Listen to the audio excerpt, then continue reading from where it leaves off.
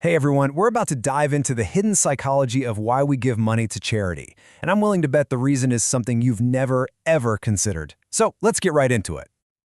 Okay, so let's start with a really simple choice. Picture this. You've got a spare 20 bucks. You want to donate. What's your gut instinct? Do you give the whole 20 to one single charity you care about? Or do you spread the love? Maybe give $5 to 4 different places? Just think about it for a second. Now, you probably think your choice comes down to how generous you're feeling, or maybe how passionate you are about a cause. But what if I told you that some fascinating new research points to something else entirely? It all comes down to your sense of power. That's right, how in control you feel can completely change where your money goes. So how in the world does this actually work? Well, it all starts with understanding two key ideas, the different ways we can give and the different ways we can feel. Let's break those down. First up, you have donation depth. That's when you give a bigger chunk of money to just one charity. On the other hand, you've got donation breadth. That's where you spread the same total amount across several different organizations. Pretty simple, right? Neither one is better, they're just different strategies. Now, the other piece of this puzzle is what psychologists call our power state. A high power state is when you feel in charge, influential, like a manager leading a team. A low power state is the opposite. You feel more dependent on others. You have less control, kind of like an employee taking direction. And we all shift between these feelings throughout the day, sometimes without even realizing it. And this is where it gets really interesting. Researchers found a direct and pretty surprising link. When people are feeling less powerful, they are much more likely to spread their donations out. They prefer donation breadth. That feels a little backward, doesn't it? You'd think feeling less in control might make you hold on tighter, not spread things out more. So why would feeling less powerful make you want to diversify your giving? Well, it turns out it all comes down to a fundamental shift in how we think. Probably the easiest way to wrap your head around this is with an analogy you've definitely heard before: the difference between seeing the forest and seeing the individual trees. This isn't just a catchy phrase, it's a real established concept in psychology. Yeah, the basic idea is that when you feel powerful, when you feel like you're in charge, you tend to pull back and focus on the big picture. You see the forest. And that one insight is the key to this whole thing. So, when you're in that high-power mindset, you think more abstractly. You're not just giving to 5 different food banks, you're contributing to the cause of fighting hunger. From that bird's-eye view, all those individual charities can start to look pretty similar, almost interchangeable. So what do? You just pick one and go all in. You see the forest. But flip that switch. When you're feeling less powerful, your brain shifts gears. You become more concrete, more detail-oriented. You're not just fighting hunger anymore. No, you're actually seeing the individual charities. You notice that this one provides hot meals for seniors while that one supports school lunch programs. You see the individual trees, and because they all seem important and distinct, you want to help each one of them out. Okay, I know what you're thinking.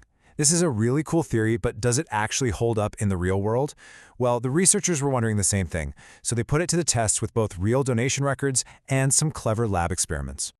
First, they dug into a huge data set of real-world donations. They analyzed the records of over 2,400 donors to a university foundation, stretching over 5 years, and they found a crystal-clear pattern.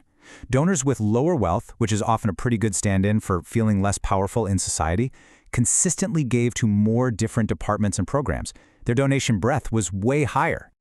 But to really prove this wasn't just a coincidence, they had to take it to the lab. They did something really clever. They temporarily made people feel powerful or powerless. They told participants they were doing a task, and they randomly assigned some to be the supervisor, the boss, and others to be the worker. Instant high power and low power states. And bam, the results were undeniable. The group that was put in the low-power worker state chose to donate to significantly more charities than the high-power supervisor group. Now, those numbers on the screen might look close, but in statistics, that's a solid difference that proves the theory. Feeling less powerful directly causes people to spread their donations more widely. But wait, here's a crucial little detail they figured out. It's not that feeling powerful makes you concentrate, you're giving more. They run another study with a neutral control group, and it turns out the high-power people gave just like the neutral group. It was the low-power group that actively increased how many charities they gave to. So it's an upward push that comes from feeling less powerful. Okay, so what's the takeaway here? This isn't just a cool psychological quirk. It has huge, real-world consequences, especially for nonprofits and the entire charitable sector. The hard reality is that donation breadth is a lifeline, especially for smaller charities. As this quote points out, the little guys, the nonprofits without huge names and massive marketing budgets, are really struggling.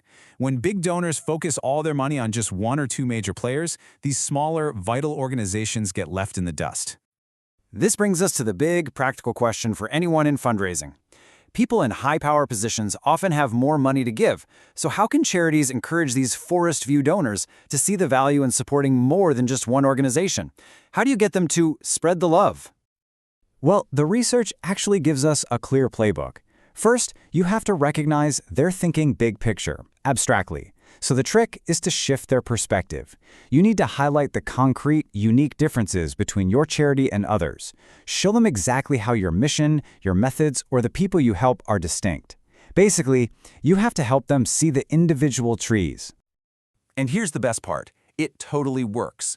In one of their final studies, the researchers simply asked the high-powered participants to think about the differences between charities before they donated. And just like that, their donation breadth shot right up, becoming statistically identical to the low-powered group. A simple change in framing can completely change behavior. It's amazing. So, the next time you're about to make a donation, just pause for a second. Ask yourself, am I seeing the forest or the trees? And, maybe more importantly, check in with yourself. How powerful are you feeling in this moment? The answer just might surprise you.